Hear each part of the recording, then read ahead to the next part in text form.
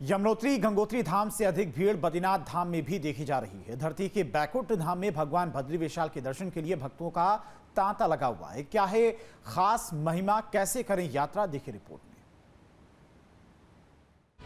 पवन मंद सुगंध शीतल, हेम मंदिर शोभितम, निकट गंगा बहत निर्मल, श्री बद्रीनाथ विश्वंभरम।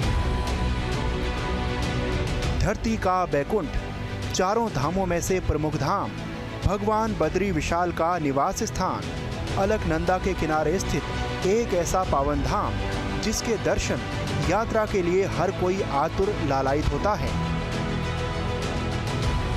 बात कर रहे हैं बद्रीनाथ धाम की। बद्रीनाथ क्षेत्र को हिंदू धर्म ग्रंथों में बद्रिकाश्रम के नाम से जाना जाता है।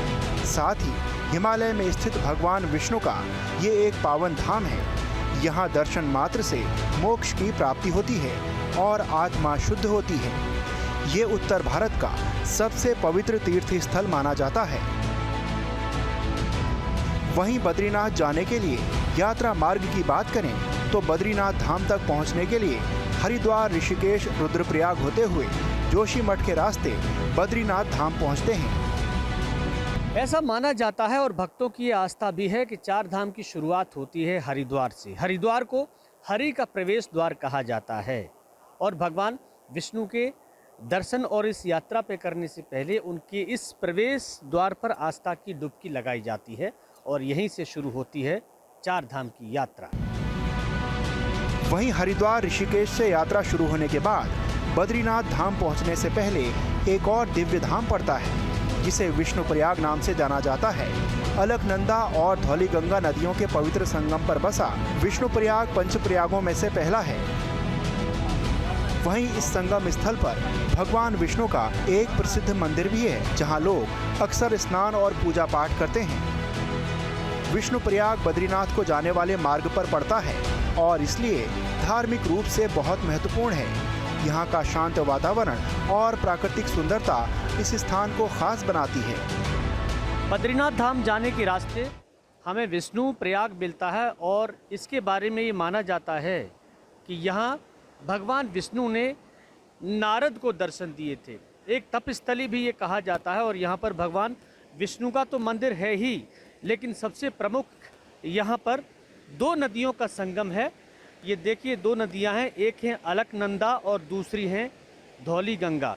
इन दोनों नदियों का संगम काफ़ी महत्व वाला बताया जाता है और ये भी कहा जाता है कि ये पंच प्रयागों में से एक हैं, क्योंकि यहाँ भी दो नदियों का संगम है।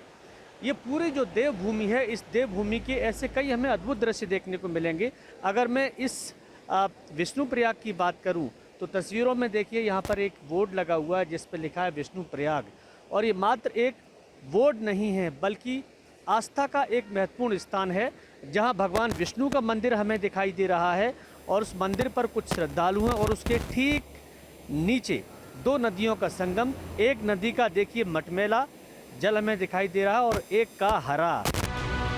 वहीं विष्णुप्रयाग के बाद बद्रीनाथ धाम पहुंचने के बाद हर कोई भक्ति के रंग में रम जाता है। शांत वातावरण, हिमालय की दिखती पहाड़ी, अलकनंदा की कलकल करती आवाज लोगों को नया ही एहसास दिलाती है।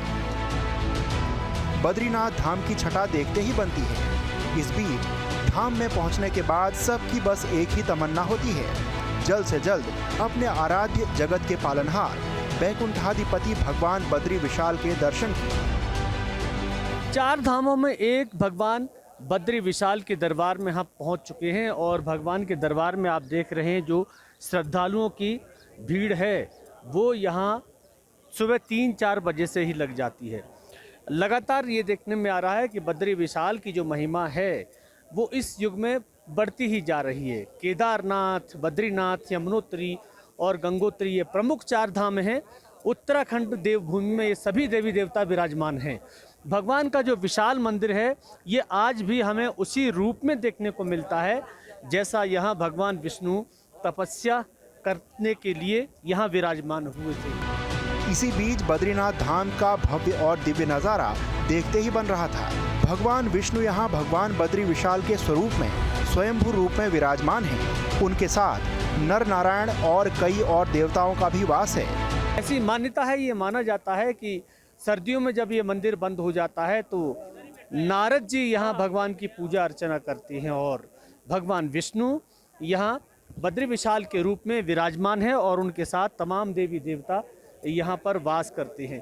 तो साक्षात रूप में यहाँ उनका निवास माना जाता है और इसीलिए भारत में बद्री विशाल के दर्शन करने के लिए दूर दूर से लोग आते हैं। विनोद शर्मा, बद्रीनाथ।